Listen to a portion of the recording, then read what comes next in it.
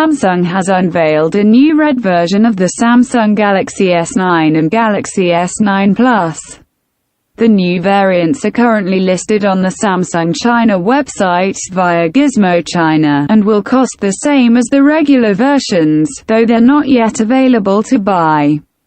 The device is being marketed by Chinese celebrities and comes with matching red Yves Saint Laurent lipstick, what appears to be an attempt to position it as a luxury device for women. While there is no news of an international release, it makes sense for China, where the color red symbolizes good luck.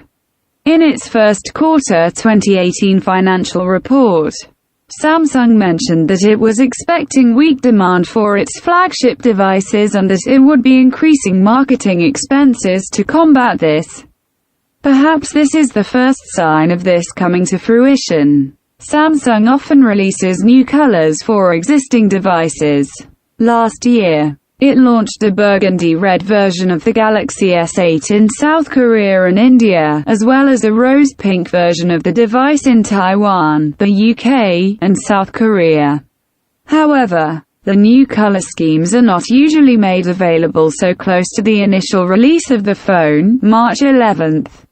We'll let you know if we see this pop up in other markets down the line.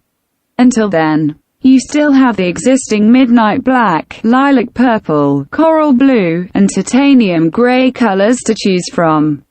They're not available with matching lipstick, though.